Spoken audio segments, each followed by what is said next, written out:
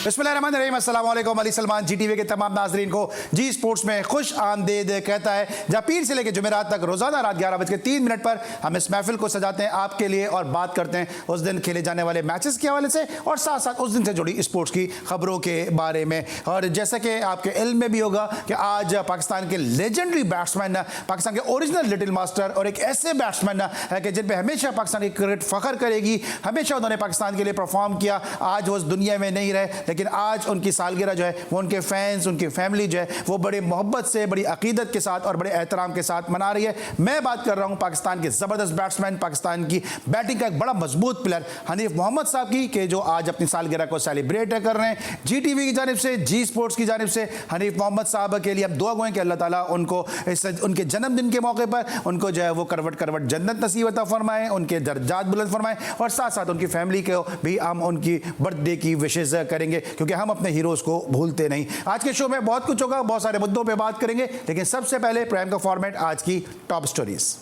Melbourne test से कबल कौमी टीम को धचका, fast bowler Khurram Shahzad injury के बायस ऑस्ट्रेलिया के खिलाफ टेस्ट सीरीज से बाहर। ऑस्ट्रेलिया के खिलाफ दूसरे टेस्ट के लिए कौमी टीम ने तैयारियों का आगाज कर दिया। पहली इनिंग्स में ज्यादा रन्स बन गए, वहीं से मैच हमसे निकल गया था। उम्मीद है मेलबर्न में पर्थ वाली गलतियां नहीं दोहराएंगे सऊद शकील। इंग्लैंड ने वेस्ट इंडीज को चौथे T20 इंटरनेशनल में तारीखी शिकस्त देकर 5 मैचेस पर मुश्तमिल सीरीज 2-2 से बराबर कर दी। District central inter school cricket tournament GBSS Allama Iqbal school ने जीत लिया। रॉयल प्रीमियर लीग सीजन 14 के कांटेदार मुकाबले UAE अजमान में जारी। खालिद सज्जाद खोकर का 9 साला दौर खत्म। निगरान वज़ीर आज़म ने तारिक बुक्टी को हॉकी फेडरेशन का सदर नामजद कर दिया। अली हमजा ने पहली मर्तबा सिंध स्नूकर कप का टाइटल अपने नाम कर लिया। ला लीगा में बार्सिलोना की जीत, हरीफ क्लब को 3-2 से हरा दिया। जी नाज़रीन, आज की टॉप स्टोरीज। और जिस तरह प्रोग्राम की इब्तिदा में मैंने कहा कि आज हम हनीफ मोहम्मद साहब की सालगिरह के हवाले से खुसूसी तौर पे ये शो भी कर रहे हैं, क्योंकि हम अपने हीरोज़ को भूलते नहीं हैं, और खुसूसन उन हीरोज़ को जिन्होंने नामसाइद हालात में पाकिस्तान के लिए कारहाय नुमाया अंजाम दिए, अपनी उम्दा कारकर्दगी से पाकिस्तान का सबसे लाली परचम बुलंद किया। इससे पहले भी जब हम ईद का शो कर रहे थे तो उस वक्त भी हम उनके जो साहबजादे शोएब मोहम्मद साहब, उनके घर गए और वहाँ पर जाके हमने हनीफ मोहम्मद साहब के हवाले से बड़ा ज़बरदस्त एक तारीखी प्रोग्राम किया। और आज भी यकीनी तौर पर हम ट्रिब्यूट पेश करेंगे पाकिस्तान के little master late Hanif Mohammad साहब को। हनीफ मोहम्मद साहब के टेस्ट कैरियर पे और उनके जो फर्स्ट क्लास कैरियर है उस पर एक निगाह डालते हैं कि क्या उनकी परफॉर्मेंसेज रही। आइए ज़रा देखते हैं। ये आप देख सकते हैं कि टेस्ट मैचेस में जो है वो 55 मैचेस खेले हनीफ मोहम्मद साहब ने 3,915 रन स्कोर किए। 337 जो था उनका हाईएस्ट स्कोर रहा। 12 उनकी सेंचुरियाँ थी, 15 उनकी निफ्ट सेंचुरियाँ थी। तो ये टेस्ट क्रिकेट में हनीफ मोहम्मद साहब का रिकॉर्ड है। 337 रन उनके जो वेस्ट इंडीज़ में उन्होंने स्कोर किए, यकीनी तौर पर हमेशा याद रखे जाएंगे। और फर्स्ट क्लास क्रिकेट में हनीफ मोहम्मद साहब का रिकॉर्ड बड़ा जबरदस्त रहा कि 238 फर्स्ट क्लास मैचेस में 17,059 रन स्कोर किए। 499 उनका हाईएस्ट स्कोर रहा और 55 उनके 100 थे और 66 निफ्ट सेंचुरियां थी। इस हवाले से आज हमारे साथ गुफ्तगू करने के लिए हनीफ मोहम्मद साहब के साहबजादे शोएब मोहम्मद साहब बज़रिया टेलीफोन लाइन मौजूद हैं। उनसे हम जानना चाहेंगे आज के दिन के हवाले से कि आज हम सब पाकिस्तानी जो है अपने आप को बहुत प्राउड फील कर रहे हैं कि हनीफ मोहम्मद साहब जैसे अजीम बैट्समैन का ताल्लुक पाकिस्तान से था, लेकिन शोएब मोहम्मद साहब चूंकि उनके साहबजादे भी हैं, टेस्ट क्रिकेटर भी हैं, तो उनकी इस मौके पर आज के दिन के हवाले से, इस जन्मदिन के हवाले से क्या फीलिंग है, क्या उनके जज्बात हैं, क्या उनके एहसासात हैं, वो हम ज़रूर शेयर करेंगे शोएब मोहम्मद साहब से। शोएब को शो में खुश आमदेद भी कहेंगे। शोएब भाई, क्या फीलिंग है आपकी कि हम सब पाकिस्तानी जो है बहुत अपने को प्राउड फील करते हैं कि हनीफ मोहम्मद साहब का ताल्लुक पाकिस्तान से है, पाकिस्तान की बैटिंग का एक बड़ा मजबूत सतून थे, उनको देखकर कई नौजवानों ने बैटिंग का आगाज़ किया और हनीफ मोहम्मद साहब के नक्शे कदम पर चलने की कोशिश की है। तो इस जन्मदिन के मौके पर हनीफ साहब आज हमारे साथ मौजूद नहीं है, लेकिन बतौर साहबजादा, बतौर उनके खानवादे से आपका बड़ा ताल्लुक है और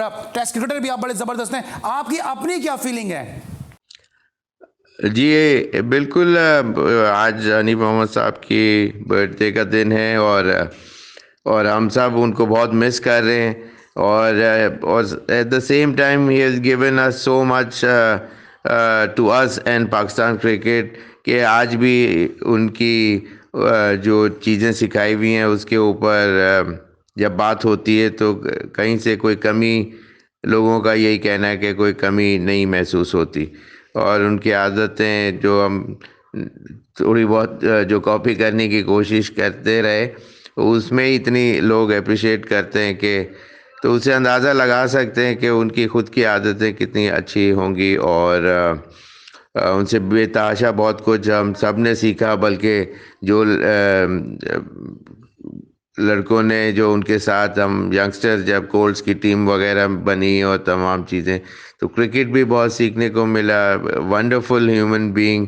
और बिल्कुल उनकी कमी बेतहाशा महसूस होती है, जो कि आज भी और हमेशा ही रहेगी भी। लेकिन उनकी तमाम दी हुई चीज़ें और उससे बेतहाशा हम सब को बहुत फ़ायदा हुआ लाइफ में। और बच्चों के साथ उनका प्यार और वो तमाम चीज़ें, बिल्कुल हम कोशिश करते हैं कि उनकी तरह बच्चों को लव कर सकें। तो हालांकि वो मीट करना बड़ा मुश्किल है, उनका जो पेशेंस और बच्चों के साथ लव और तमाम चीज़ें बहुत ज़्यादा उससे सीखने को भी मिला है हम सबको। और हमें फ़ायदा भी लेटर ऑन लाइफ में भी हमेशा होता रहा। तो अल्लाह का बहुत करम है कि we were blessed to be born in this family, and we shared the same house, the same roof under we lived in. So God had been extremely very very kind to all of us. Thank you जी, बहुत शुक्रिया। Thank you so much Shoaib Mohammad साहब थे हमारे साथ, जो हनीफ मोहम्मद से आज के दिन के हवाले से अपने ख्यालात का इजहार कर रहे थे। और जिस तरह मैं शोएब मोहम्मद साहब को जानता हूँ, जो शोएब मोहम्मद साहब की अकीदत है, मोहब्बत है, एहतराम का रिश्ता है, वो आज भी इतने अरसे के बाद कि हनीफ मोहम्मद साहब को आज इस जहान फ़ानी से कूच किए हुए तकरीबन कोई 7-8 साल हो गए, लेकिन उसके बावजूद जो है ये मुसलसल जो है वो कब्रिस्तान जाते हैं, उनके लिए फातह ख्वानी करते हैं, एक सादतमंद औलाद, एक सादतमंद जो है फ़र्जंद होने का ये फ़र्ज़ अदा करते हैं। इसके लिए यकीनी तौर पर शोएब भाई आपको हम इस बात पर जो है यकीन काबिल सताइश समझेंगे, क्योंकि आजकल जो है वो लोग शायद इतना ख्याल नहीं कर पाते, लेकिन ये आपकी तरबियत है कि आप अपने वालिद का कितना ज़्यादा इज्जत और एहतराम अभी भी करते हैं, और मुसलसल जो आप कब्रिस्तान जाकर जो है उनकी कब्र पे जाके फातह ख्वानी करते हैं, उनकी बख्शिश, उनकी मग़फ़िरत के लिए दुआ गो होते हैं। यही वजह है कि शोएब मोहम्मद साहब की आज भी जो एक आम आदमी, एक आम जो क्रिकेट सपोर्टर है, क्रिकेट फ़ैन है, उसमें इज्जत और तकरीम इसी वजह से कायम है कि इनकी जो अपब्रिंगिंग है वो बड़ी ज़बरदस्त हुई है। तो जनाब, ये तो था ट्रिब्यूट हनीफ मोहम्मद साहब को उनके आज के इस जन्मदिन के मौके पर। GTV और जी स्पोर्ट्स की हमेशा से कोशिश रही है कि अपने हीरोज़ को नहीं भूलें, और आपका फीडबैक हमें बताएगा कि किस हद तक हम अपनी इस कोशिश में कामयाब होते हैं। इस पर लेंगे हम एक ब्रेक, और जब ब्रेक्स के बाद वापस आएंगे तो बात करेंगे मजीद अलग मुद्दों पर। मिलते हैं एक छोटे से ब्रेक के बाद।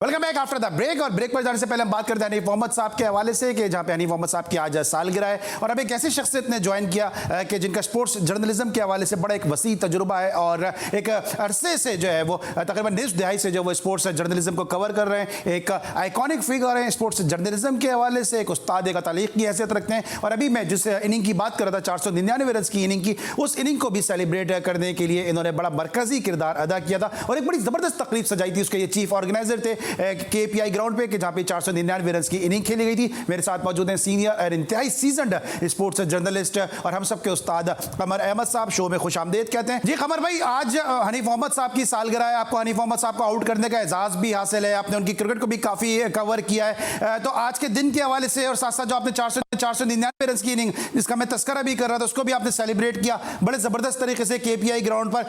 क्या कहेंगे आज के दिन के हवाले से? जाहिर है कि वो हनीफ मोहम्मद का एक मुकाम है पाकिस्तान की और दुनिया की क्रिकेट में, और मुझे भी एजाज हासिल है कि मैंने उनको फर्स्ट क्लास क्रिकेट में आउट किया हुआ है। तो वो दुनिया के अजीम बैट्समैन थे अपने ज़माने के, और मैं समझता हूँ कि one of the best in the world. उनकी टेक्निक और उनका फुटवर्क, उनकी आई साइट और power of concentration made him a great batsman of the world. और वो 337 की innings, triple century test cricket में मैच बचाने के लिए बारबेडस में 1957 में, फिर उसके बाद वो 499 डॉन ब्रैडमैन का रिकॉर्ड तोड़ने का, 452 का फर्स्ट क्लास क्रिकेट का, ये बड़े बड़े कारनामे उनके थे। One of the greatest Pakistan के पहले बैट्समैन थे जिन्होंने टेस्ट क्रिकेट में 50 बनाया था 1952 में, फर्स्ट एवर टेस्ट में इंडिया के खिलाफ। और फिर वो प्रोग्रेस करते रहे और छा गए दुनिया क्रिकेट के ऊपर। एक बहुत ही शरीफ इंसान, क्वाइट इंसान, और वो जितने बड़े अखलाक वाले शख्सियत थी, उतने ही बड़े वो क्रिकेटर भी थे। उनकी सर्विसेज जो है वो कभी लोग परामर्श कर नहीं सकते पाकिस्तान की क्रिकेट या दुनिया क्रिकेट में जो उनके फॉलोअर्स हैं।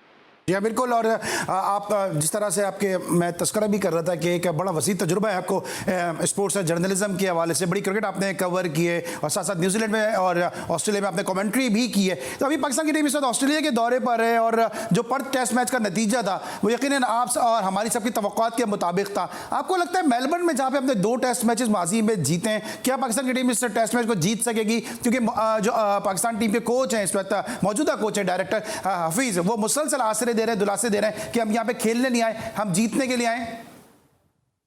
दिलासा देने से कुछ नहीं होता, असल में परफॉर्म करने से होता है। अगर मैं दिन भर लोगों को दिलासे देता रहूं कि आप बहुत अच्छा परफॉर्मेंस करेंगे और जाहिर है कि ये भी जानता हूं कि ये कर नहीं पाएंगे, तो ये 2 मुख्तलिफ चीजें हैं। मैं समझता हूं कि पाकिस्तान की टीम में हम सब चाहेंगे कि ये कामयाब हो तो दौरे पर ऑस्ट्रेलिया के, लेकिन मुझे एज एक्सपेक्टेड ये परफॉर्मेंस जो उनका था फर्स्ट के टेस्ट मैच के पहले टेस्ट मैच में 3-3.5 दिन में टेस्ट मैच खत्म हो गया, इससे मुख्तलिफ रिजल्ट मुझे पसंद नजर नहीं आते ऑस्ट्रेलिया के टूर पर। ठीक है, अब क्या वजह समझते हैं आप कि पाकिस्तान जो एक तवील अरसे से जो ऑस्ट्रेलिया में टेस्ट मैच जीत नहीं पा रहा, खासतौर से टेस्ट मैच जीतना तो क्या 98-99 से तो हम वहाँ पे जितने भी टेस्ट मैचेस खेले वो ड्रॉ भी करने में कामयाब नहीं हो सके, जबकि हम सब ये मानते हैं और जानते हैं कि पाकिस्तान की टीम किसी भी दौर में potential wise, skill wise, talent wise कभी भी किसी से कम नहीं रही। प्रॉब्लम क्या नजर आती है आपको?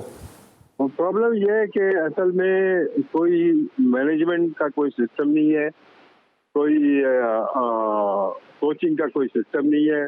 जब गवर्नमेंट चेंज होती है तो क्रिकेट का बोर्ड चेंज हो जाता है, क्रिकेट का चेयरमैन चेंज हो जाता है, सेलेक्टर चेंज हो जाता है। जब गवर्नमेंट चेंज होती है तो डोमेस्टिक क्रिकेट चेंज हो जाती है। जब इन सब चीज़ों में कंसिस्टेंसी तसलसल ना हो किसी भी इदारे में, चाहे वो क्रिकेट हो, हॉकी हो, फुटबॉल हो या खुद गवर्नमेंट हो, तो फिर परफॉर्मेंस ऐसे ही रहता है, चाहे स्पोर्ट्स हो चाहे सियासत हो। ठीक है कमर भाई, जो पाकिस्तान ने जो 2 टेस्ट मैचेस मेलबर्न में जीते हैं, आई होप कि आपको उस टेस्ट मैच को जो सरफराज नवाज का स्पेल था उसको आपने यकीनी तौर पे कवर भी किया होगा। उस टेस्ट मैच की कोई यादें हैं? क्योंकि वो भी एक ऐसा टेस्ट मैच था कि जो एक ही स्पेल में पाकिस्तान अपने नाम कर गया था, वरना उस वक्त भी पाकिस्तान स्ट्रगल ही कर रहा था। देखिए, पाकिस्तान टेस्ट मैच तो 77 में भी जीता जब इमरान खान ने 12 विकेटें ली थी सिडनी में। फिर एक दफा 79 में ये टेस्ट मैच जीत गए जब सरफराज ने 9 विकेटें ली, 86 रन पे 7 विकेटें हासिल की 1 रन पर। One of the greatest bowling performance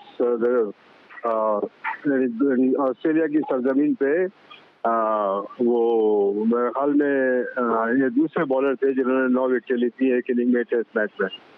और उसके बाद जो ये 95-96 का टेस्ट था वो भी मैंने कवर किया जो पाकिस्तान जीता था ऑस्ट्रेलिया में। तो इनकी जो सीरीज तो कभी जीती नहीं है, ये टेस्ट मैच इधर उधर जीत जाते हैं, लेकिन कंसिस्टेंसी नहीं है परफॉर्मेंस में, और इसलिए बड़ी तशवीशनाक बात है। ठीक है, अच्छा कमर भाई ये बताइएगा कि अब जिस तरह भी आप बात भी बता रहे हैं, बड़ी तशवीशनाक बात है, क्या पाकिस्तान का जो स्क्वाड है वहाँ पे आपको लगता है इसमें एबिलिटी है, इसमें सलाहियत है कि ये 5 दिन गुजार लेगा और 2 मरतबा ऑस्ट्रेलिया की टीम को आउट भी कर सकते हैं हमारे बॉलर?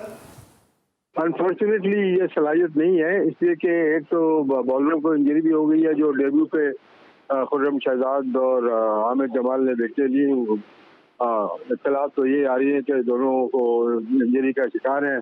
फिर स्पिनर भी इंजर्ड है, तो बॉलिंग तो ना होने के बराबर है इस वक्त। और आप देखें 16-17 आदमी की सपोर्ट टीम, उसमें फिजियोथेरेपिस्ट और ट्रेनर और कोच और मालिशे और फला, ये सारे लोग मौजूद हैं। मुझे नहीं पता कि ये सपोर्ट टीम जो गई है वो खुद फिट है कि नहीं है, लेकिन वो खिलाड़ियों को फिट नहीं कर सके हैं, तो परफॉर्मेंस भी वैसी अनफिट खिलाड़ियों की तरह रहेगी। ठीक है, कमर भाई ये बताएं कि खुर्रम शहजाद का टेस्ट सीरीज से बाहर होना एक ही टेस्ट मैच के बाद हमारी डोमेस्टिक क्रिकेट पे सवालिया निशान है या हमारे मेडिकल पैनल पे सवालिया निशान है?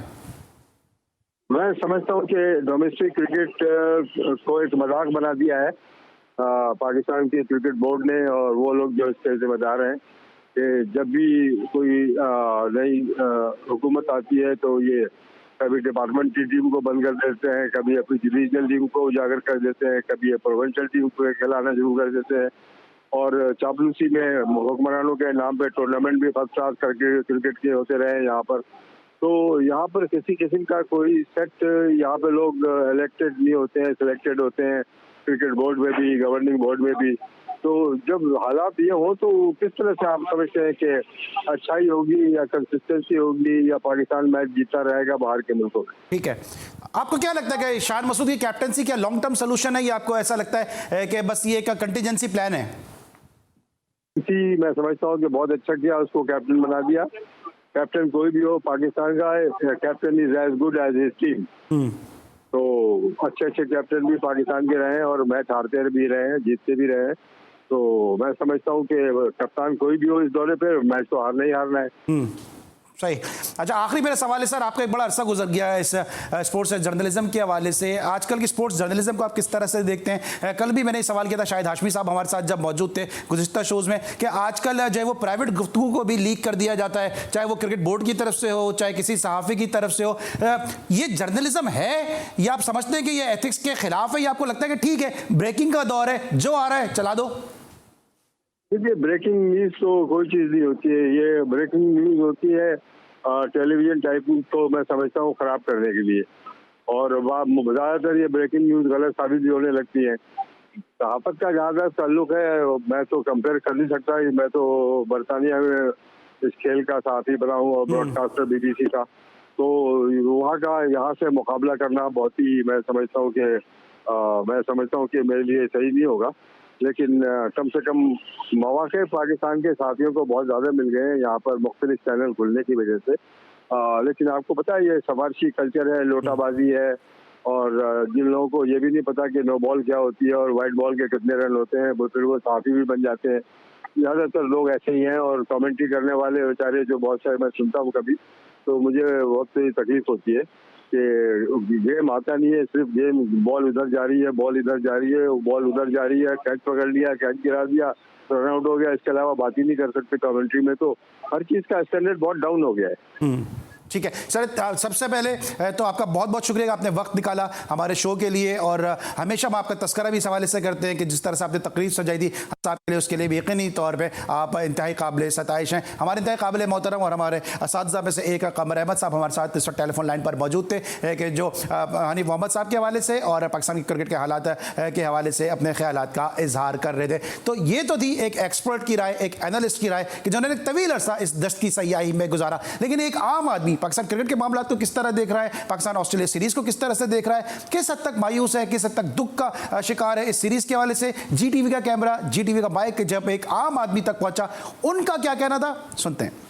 बहुत ही इंटायरली पुअर, मतलब कोई परफॉर्मेंस थी नहीं। सारी टीम हमारी आउट ऑफ 81 ही आउट हो गए। मतलब एक एक्सपेक्टेशन होती है एज ए नेशन, हम एक नेशन है जो स्पोर्ट्स और क्रिकेट हमारा सब कुछ है, एज इन हर चीज़, उसी में हम फुल डिसअपॉइंट हो रहे हैं। कोई अभी सेकंड टेस्ट की भी कोई उम्मीद नहीं है। देखिए, डिसअपॉइंटमेंट तो बहुत ज़्यादा है, और एक्सपेक्टेशन भी यही थी, क्योंकि टीम के अंदर बड़े नाम तो बहुत ज़्यादा हैं, लेकिन ऑन ग्राउंड परफॉर्मेंस उनकी अप टू दी मार्क नहीं है। और बहुत सारे ऐसे प्लेयर्स को, जैसे सरफराज को काफ़ी अरसे बाद उन्होंने चांस दिया और वो डायरेक्टली ऑस्ट्रेलिया लेके गए वहाँ पे, तो एक कंसिस्टेंसी बन नहीं रही थी। जाहिर है कि जब हम टेस्ट मैच जैसे फॉरम पे हम इतने सारे ऑलराउंडर्स खिलाएंगे तो उसमें हमें इसी तरह की प्रॉब्लम्स आएंगी जब स्पेशलिस्ट नहीं होंगे आपके पास, और वही हुआ। और हमने देखा भी कि वो फास्ट ट्रैक्स पे हमारे बैट्समैन जो है वो एक्सपोज हो गए। पाकिस्तान के जैसा बॉलिंग अटैक जो दुनिया भर में माना जाता था, अब वो चीज़ नहीं रही है। हमारा बॉलिंग अटैक ऐसा हो गया कि मतलब गली के क्रिकेट भी इतनी अच्छी नहीं है, इतनी ख़राब नहीं है जितनी ख़राब है अभी पाकिस्तानी बॉलिंग हो गई हमारी। मतलब एक नसीम शाह के जाने से ऐसा तो नहीं है कि बॉलिंग बिल्कुल ख़त्म हो गई।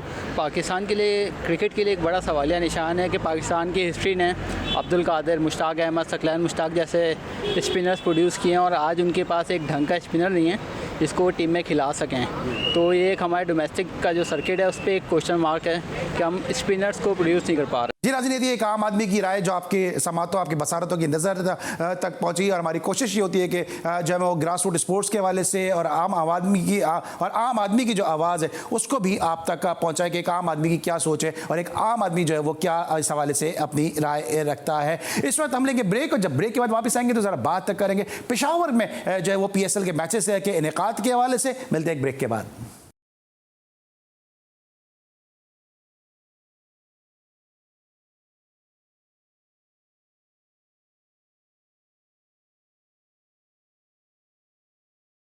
Welcome back after the break. और ब्रेक पर जाने से पहले हमारे साथ मौजूद है कमर अहमद साहब, और अब हम बात करेंगे पाकिस्तान सुपर लीग के पेशावर में मैचेस के हवाले से। और जी टीवी को, जी स्पोर्ट्स को ये एजाज़ हासिल है कि जब पेशावर का रबाब नियाज़ स्टेडियम तामीर के मराहिल में था तो उस वक्त हमने वहाँ पर जाकर शो किया था पेशावर के सरबाब स्टेडियम के हवाले से। और अब जो है वो पेशावर ज़ल्मी की पूरी कोशिश है कि जनाब पेशावर में जो है कम से कम एक नुमाइशी मैच ज़रूर किया जाए और साथ साथ पेशावर ज़ल्मी की टीम को अपने होम ग्राउंड पर खेलने का मौका मिले। इस हवाले से हमें अपडेट करने के लिए पेशावर से हमारे नुमाइंदे खुसूसी इमरान मौजूद हैं, उनसे हम जानेंगे ये क्या तफसीलात हैं इस हवाले से। इमरान, क्या तफसीलात हैं इस हवाले से कि क्या वहाँ पे PSL के मैचेस हो सकते हैं? स्टेडियम की अब तक कितनी जो है वो तामीर मुकम्मल हो चुकी है? जी बिल्कुल अली भाई, ऐसा लगता है कि पेशावर के जो शायकीन क्रिकेट हैं उनका इंतज़ार ख़त्म होने वाला है और अब PSL 9 का जो मेला अगले माह से सजेगा, फरवरी में जो सजने जा रहा है उसमें इम्कान ये जाहिर किया जा रहा है कि पेशावर को एक मैच जो है वो तफवीज़ किया जाएगा। ये पेशावर ज़ल्मी की जानिब से काफ़ी अरसे से कोशिशें की जा रही हैं और इस मरतबा भी काफ़ी ज़्यादा जो है उन्होंने कोशिश की है और रवां साल एक बड़ी अहम पेशरफ्त सामने आई है। पाकिस्तान क्रिकेट बोर्ड के एक आला वफ्द ने यहाँ पर दौरा किया है पेशावर का और जो ग्राउंड है उनका भी जायज़ा लिया है। चूँकि अरबाब नियाज़ क्रिकेट स्टेडियम जो कि पेशावर का वाहिद बड़ा और इंटरनेशनल क्रिकेट स्टेडियम है वो तो तकमील तक अभी तक नहीं पहुँच सका और पिछले कई साल से ये स्टेडियम जो है वो तकमील का मुंतज़िर है। लेकिन अब ये बताया गया है कि जो हैदराबाद स्पोर्ट्स कॉम्प्लेक्स है वहाँ पर एक नुमाइशी मैच, जिस तरह के गुज़श्ता साल यानी PSL 8 में कोयटा को एक मैच दिया गया था, इसी तरह से एक नुमाइशी मैच पेशावर ज़ल्मी और किसी भी और टीम के माबैन यहाँ पर दिया जा सकता है। इस हवाले से पाकिस्तान क्रिकेट बोर्ड के वफ़द ने जो यहाँ पर दौरा किया है, मुख्तलिफ ग्राउंड्स का भी जायज़ा लिया है, साथ ही जो हैदराबाद स्पोर्ट्स कॉम्प्लेक्स है उसका भी जायज़ा लिया है। जो हुकूमती शख्सियात हैं अहम उनसे भी मुलाकात की है, जो स्पोर्ट्स बोर्ड है डायरेक्टरेट जो है उसके भी आला अहदेदारों से मुलाकात की है और इस हवाले से कई अहम बातें की गई हैं। PCB की जानिब से ये शर्त रखी गई है कि जो ये ग्राउंड है हैदराबाद स्पोर्ट्स कॉम्प्लेक्स ये बाकायदा तौर पर PCB की तहवील में दिया जाए इस मैच से पहले। और ये भी इम्कान ज़ाहिर किया गया है कि इसमें कुछ थोड़ा सा जो है वो रिनोवेशन वगैरह का थोड़ा सा काम बाकी है, तो इम्कान ये है कि जनवरी के पहले हफ्ते में या जनवरी के आखिर तक इसको मुकम्मल किया जा सकेगा और फरवरी में शायद PSL 9 के बाकायदा आगाज़ से पहले एक नुमाइशी मैच पेशावर को मिल सकता है। तो यूँ खैबर पख्तूनख्वा और ख़ास तौर पर पेशावर के जो शायकीन क्रिकेट हैं उनका 17 साल पुराना जो इंतज़ार है वो ख़त्म हो जाएगा। और 2006 में पाकिस्तान और इंडिया के दरमियान यहाँ पर आखिरी इंटरनेशनल मैच जो है वो खेला गया था पेशावर के अरबाब नियाज़ क्रिकेट स्टेडियम में और 2006 के बाद से अब तक यहाँ पर कोई और मैच नहीं खेला गया। जी थैंक यू सो मच। हमें अपडेट कर रहे थे अरबाब नियाज़ स्टेडियम के हवाले से और जिस तरह से पेशावर के लोग क्रिकेट को पसंद करते हैं, क्रिकेट के बड़े फैनेटिक फ़ैन हैं और बड़े जोश और जज्बे के साथ मैचेस को देखते हैं, वो यकीनी तौर पे किसी से कोई ढकी छुपी बात नहीं। और हम दुआ गो हैं GTV के और जी स्पोर्ट्स के तवज्जुद से कि जल्द अज जल्द जो वहाँ पर स्टेडियम की तामीर मुकम्मल हो सके और लोग अपनी पसंदीदा टीमों को अपनी ग्राउंड पर एक्शन में देख सकें, क्योंकि GTV की और जी स्पोर्ट्स की कोशिश और ख्वाहिश यही होती है कि हर किस्म के स्पोर्ट्स को हम कवर करें, ना सिर्फ पाकिस्तान के गली कूचे देहात करिया गाँव में खेले जाने वाले शहर मैचेस में खेले जाने वाले मैचेस को हम कवर करते हैं, मुख्तलिफ स्पोर्ट्स को कवर करते हैं, बल्कि अब जो है वो GTV की जो शोहरत है, जो मकबूलियत है, वो समंदर पार भी पहुंच चुकी है। और यही वजह है कि UAE में जो अजमान प्रीमियर लीग खेली जा रही है, जो अजमान की सबसे बड़ी लीग है, उसका GTV मीडिया पार्टनर है और इस लीग को ऑर्गेनाइज कराने के लिए जहां former first class cricketer Zaheer Ahmed Sheikh साहब ने बड़ा इंपॉर्टेंट रोल प्ले किया, वहां पे उनके जो साहबजादे हैं ज़ुबैर अहमद शेख, वो भी इस लीग के जो है वो चीफ ऑर्गेनाइजर में शामिल हैं। तो इस हवाले से गुफ्तगू करने के लिए इस वक्त मेरे साथ मौजूद हैं पाकिस्तान के फॉर्मर फर्स्ट क्लास क्रिकेटर और इस लीग के चीफ ऑर्गेनाइजर ज़हीर अहमद शेख साहब। उनको शो में खुशामदीद कहते हैं। अस्सलाम वालेकुम ज़हीर भाई। वालेकुम अस्सलाम अली भाई। सबसे पहले आपका और आपके GTV चैनल का शुक्रिया कि आपने ऑन एयर लिया है और हमें मौका दिया है कि अपने ख्यालात का इज़हार करें। ठीक है ज़हीर भाई, बताइए लीग कैसी जा रही है और जो लीग के हवाले से क्या तफसीलात हैं? लीग माशाल्लाह हमारा ब्रांड बन गया हुआ है और बहुत अच्छे मैचेस हो रहे हैं और कॉम्पिटिटिव मैचेस हो रहे हैं। ठीक है, ये सब बहुत सारे जो पुराने क्रिकेटर हैं, इंडिया से हैं, पाकिस्तान से हैं, वो वहाँ पे लीग क्रिकेट खेलने के लिए आ रहे हैं। आपको क्या वजह लगती है कि आप जो है क्या पाकिस्तान में या इंडिया में मौक़े कम है या वहाँ पे जो सहूलियात ज़्यादा इसके से प्लेयर वहाँ पे खेलने के लिए आ रहे हैं? पैसे का और टैलेंट का दोनों चीज़ों का फुकदान है पाकिस्तान, इंडिया और श्रीलंका में, इसलिए यहाँ काफ़ी प्लेयर्स आ रहे हैं प्रोफेशनल क्रिकेट खेलने के लिए। यहाँ यहाँ पर पैसा भी है और फैसिलिटीज़ भी बहुत अच्छी ठीक है। है ज़हीर भाई, और as a former first class cricketer, क्योंकि आपने एक बड़े मुश्किल एरा में फर्स्ट क्लास क्रिकेट खेली है, टैलेंट किस तरह से देख रहे हैं आपके यूएई में, कैसा टैलेंट है? टैलेंट माशाल्लाह यहाँ बहुत अच्छा है, काफ़ी ममालिक से प्लेयर आकर खेल रहे हैं, ख़ास तौर पर पाकिस्तान, इंडिया और श्रीलंका से काफ़ी प्लेयर खेलने आए हुए हैं। ठीक है, ठीक है। और ज़हीर भाई यूएई में क्या टैलेंट आप देख रहे हैं, क्योंकि अभी हमने देखा कि यूएई की जो अंडर 19 टीम है उसने पाकिस्तान अंडर 19 टीम को जूनियर एशिया कप के सेमीफाइनल में शिकस्त दी है। यहाँ बहुत ब्राइट है, यूएई में अच्छा टैलेंट है। अंडर 19 के कप्तान अयान खान है, वो हमारे बेटे जुबैर की कोचिंग में डोमेस्टिक क्रिकेट में खेले हैं। ठीक है, ठीक है। और ज़हीर भाई, आपने पाकिस्तान में जो है वो ग्रेड 2 क्रिकेट भी आपने टीम को रन किया है और बहुत सारे प्लेयर आपने देखे हैं, बड़ी आपकी गहरी निगाह है टैलेंट को जो है वो परखने के हवाले से। पाकिस्तान क्रिकेट को हालात आप किस तरह देख रहे हैं, पाकिस्तान की क्रिकेट किस नहज में जा रही है? पाकिस्तान में भी बहुत टैलेंट है, लेकिन वहाँ इस जेन्युइन लोगों को चांस नहीं मिलता। पाकिस्तान की टीम की इम्प्रूवमेंट में हम सबको हिस्सा डालना पड़ेगा। ठीक है। अच्छा ज़हीर भाई, जिस तरह मैं बात कर रहा हूँ आपके कंट्रीब्यूशन के हवाले से, आपको क्या लगता है कि आप जैसे जो ऑर्गेनाइजर हैं, जो आप जैसे फर्स्ट क्लास क्रिकेटर हैं, जो बड़ी तनदेही के साथ पाकिस्तान के लिए जान फिशाने के साथ काम करना चाहते हैं, उनको वो रिस्पेक्ट क्यों नहीं दी गई है, क्यों नहीं दी जाती है जो वो डिजर्व करते हैं? डेफिनेटली इनसिक्योरिटी तो इन्वॉल्व है। पाकिस्तान में फेवरेटिज्म और नेपोटिज्म बहुत ज़्यादा है, टैलेंट की रिस्पेक्ट नहीं की जाती, इसलिए डिसहार्टेंड होकर हम बाप बेटों ने यहाँ यूएई का रुख किया और हमारी पूरी कोशिश है कि हम यहाँ कुछ कंट्रीब्यूट कर सकें यूएई क्रिकेट में। आप सबकी दुआओं की ज़रूरत है। बिल्कुल ज़हीर भाई, हम बिल्कुल आपके साथ हैं, जीटीवी आपके साथ है, लेकिन आपने जब एशिया कप में पाकिस्तान की परफॉर्मेंस अच्छी नहीं थी तो उसके बाद आपने बाबर आजम और रिजवान के ऑनर में एक बड़ा ज़बरदस्त इवेंट आपने किया और उनको आपने बताया कि हारने के बावजूद लोग जो है वो आपसे प्यार करते हैं। लेकिन अब अगला आपका क्या प्लान है, क्योंकि इवेंट के हवाले से आप एक बड़ी खास मुमताज हैसियत रखते हैं?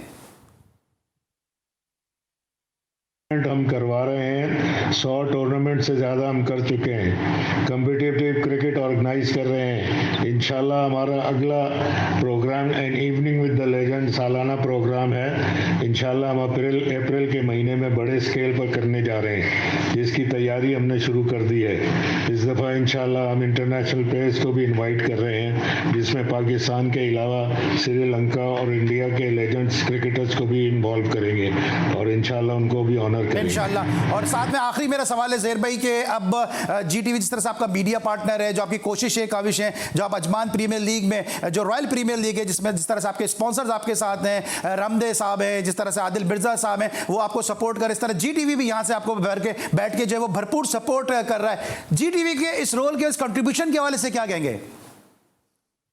की स्पोर्ट्स कवरेज माशाल्लाह बहुत अच्छी तरह आप कर रहे हैं और नेपोटिज्म से हटकर सच्ची बात करते हैं। आपको बहुत बहुत मुबारकबाद हम बाप बेटे पेश करते हैं। Keep it up and well done. Thank you once again. Thank you so much for your contribution. और जो आप काम कर रहे हैं, यकीनी तौर पर पाकिस्तान में रहते थे, जब भी आप काम करते थे, जब वहाँ जब भी बड़ा ज़बरदस्त काम कर रहे हैं, और आपके जो स्पॉन्सर्स हैं आदिल मिर्ज़ा हुए या रमसे साहब हैं, वो बहुत ही इंपॉर्टेंट रोल वहाँ पे खिलाड़ियों की प्रमोशन के खेल के हवाले से कर रहे हैं। और जीटीवी हमेशा आपके शाना बशाना रहेगा। ये तो थी जनाब क्रिकेट के हवाले से गुफ्तगू, लेकिन पाकिस्तान हॉकी के मामलात भी जो है वो बहुत ही ख़राब इस वक्त चल रहे हैं। असगर अजीम साहब हमारे साथ गुज़िश्ता शोज़ में मौजूद थे, उनसे हमने तफसील से बात की थी। हनीफ खान साहब भी उस शो का हिस्सा थे, तो हमने हॉकी के मामलात को तफसील के साथ डिस्कस किया था कि क्या वजह है कि पाकिस्तान हॉकी फेडरेशन के जो अरबाब इख्तियार हैं वो खुद तो तफरी कर रहे हैं, खुद तो वो मज़े कर रहे हैं, लेकिन प्लेयर्स को अभी तक डेली अलाउंस भी नहीं मिल रहा। प्लेयर जो हॉकी के हवाले से जो है वो बहुत ज़्यादा मसाइल का शिकार है। असगर अजीम साहब हमारे साथ मौजूद हैं, असगर अजीम से जानेंगे क्या तफसीलात है हॉकी के हवाले से। जी असगर, ज़रा बताइएगा कि क्या रहा है हॉकी के मामलात? जी बिल्कुल अली सलमान, आपको याद होगा कि आप ही के प्रोग्राम में मैंने लास्ट टाइम कहा था कि ब्रिगेडियर खालिद सज्जाद खोखर की कहानी ख़त्म हो गई, उनके 9 साला दौर का अब अपने अख्ताम पर है। और मैंने आपसे कहा था कि वज़ीर-ए-आज़म हाउस ने इसकी मंजूरी दे दी है, अब बाकायदा IPC ने इसका नोटिफिकेशन निकालना है। तो 4 दिन कबल IPC ने एक समरी भेजी थी इलेक्शन कमीशन, चूँकि इलेक्शन का सीज़न है, ज़ाहिर है इलेक्शन इलेक्शन जो भी एग्जीक्यूटिव पोस्ट है उसके लिए इलेक्शन कमीशन से इजाज़त लेना बहुत ज़रूरी है। तो इलेक्शन कमीशन ने जो है आज इसकी बाकायदा इजाज़त दे दी, नोटिफिकेशन जारी कर दिया है। खालिद सज्जाद खोखर की जगह वज़ीर आज़म ने तारिक हुसैन बुगटी, जिनका ताल्लुक बलूचिस्तान से है और परवेज़ मुशर्रफ के दौर में ये मेंबर बलूचिस्तान असम्बली भी रहे हैं, बिजनेसमैन भी हैं और सियासत भी करते हैं, सियासी तौर पर इनकी वाबस्तगी भी है। तारिक हुसैन बुगटी जो है उनसे हमारी बात भी हुई है, उन्होंने इस बात की तस्दीक की है कि वो उनको बाकायदा जो है सदर नामजद कर दिया गया है पाकिस्तान हॉकी फेडरेशन का, और वो जो है मंडे को या ट्यूसडे को जो है वो अपकमिंग मंडे या ट्यूसडे को वो जो है बाकायदा जाकर चार्ज लेंगे, क्योंकि उनका कहना था कि इस वक्त चूँकि इलेक्शन है और नॉमिनेशन फॉर्म जमा हो रहे हैं तो थोड़ी सी मसरूफियत इस तरफ भी है, लेकिन वो मंडे या ट्यूसडे को जाके जो है चार्ज लेंगे। और जिस दौरान असगर अजीम गुफ्तगू कर रहे थे वो लेटर भी इस वक्त आपकी स्क्रीन पे चल रहा है, जिस लेटर के तहत जो है वो सैक किया गया है जनाब सज्जाद खोखर साहब को। लेकिन असगर ये भी बताइएगा कि ये सिर्फ क्या रिमूव किया गया है, सिर्फ सैक किया गया है, या कोई एहतसाब भी होगा, कोई हिसाब किताब भी होगा? जी बिल्कुल अली सलमान, खालिद सज्जाद खोखर का जो पीरियड है वो इंतहाई सयाह तरीन पीरियड है और उनको हमेशा याद रखा जाएगा बैड परफॉर्मेंस और करप्शन की वजह से। आपको मालूम है कि 4 सेक्रेटरी उन्होंने फारिग किए, लेकिन ख़ुद अपने ओहदे पर बैठे रहे, गैर आइनी काम करते रहे, गैर आइनी इकदाम करते रहे, सिंध बैंक में खुफिया अकाउंट खोल कर करोड़ रुपए की ट्रांजेक्शन करते रहे, 80 करोड़ से ज़्यादा की जो है मुबीना तौर पर इनके ज़माने में करप्शन हुई। जबकि पिछले 15 साल की बात की जाए तो वो 1 अरब 53 या 52 करोड़ की जो है वो करप्शन है, 11 केसेस है जिसकी FIA बाकायदा तहकीकात कर रहा है। तो मैं तो ये समझता हूँ कि बगैर एहतसाब के इनको जाने नहीं दिया जाना चाहिए, चूँकि ये कौम का पैसा है, ये हमारे और आपके टैक्स का पैसा है, हॉकी की भलाई के लिए ये पैसा दिया गया था। लेकिन ये और इनके साथ जो साबिका सेक्रेटरीज थे उन सब का एहतसाब होना चाहिए, चूँकि किसी ने जो है अपने साले अपने के नाम पर अकाउंट खोला तो किसी ने जो है अपने ज़राए से जो है पब्लिक प्राइवेट तौर पर इन्वेस्टमेंट शुरू कर दी इसके अंदर, और कुछ ऐसे भी हैं जिन्होंने जो है जाली हॉकियाँ ख़रीद कर वो भी जो है उसका जाली बिल बनाया, फिर जाली ख़वातीन के कैंप लगाए गए। तो मजमूई तौर पर तो करप्शन के हवाले से पाकिस्तान हॉकी फेडरेशन ने सबको मात दे दी और सबसे आगे है। अब देखना यह है कि जीत हॉकी की होती है या हॉकी में करप्शन की होती है, क्योंकि जो हालात हैं और जिस तरीके से FIA तहकीकात कर रही है, अगर मेरे इल्म के मुताबिक FIA को रोका ना गया और उनको दबाव ना आया तो फिर जो है 3 से 4 साबिक ओलंपियन वो लॉकअप में नज़र आ रहे हैं मुझे तो। जी thank you so much Asghar Azim, हमें अपडेट कर दे पाकिस्तान हॉकी के मामलात के हवाले से। और अब ये देखना होगा कि खालिद सज्जाद खोखर साहब को खोकर हम किस हद तक जो है अपनी हॉकी को फ्लरिश करेंगे, उनको खोकर जो है वो किस हद तक जो है वो हम अपनी हॉकी को आगे बढ़ाने में कामयाब हो जाएंगे। क्योंकि खोकर अगर हम हॉकी बढ़ाने में कामयाब हो जाते हैं तो यकीनी तौर पर खोकर हम अपना खोया हुआ मुकाम भी हासिल कर सकते हैं। इस हफ्ते का हमारा यह आखिरी शो था। हमें उम्मीद है कि हमारी कोशिश काविश आपको पसंद आएगी, क्योंकि हमने मुख्तलिफ मौज़ूआत को आज अपने शो में शामिल किया। इंशाल्लाह अगले शो में फिर आपसे मुलाकात होगी नेक्स्ट वीक। उस वक्त तक के लिए अली सलमान को पूरी प्रोडक्शन टीम के साथ इजाज़त दीजिए। अपना बहुत ख्याल रखिए। अल्लाह हाफ़िज़।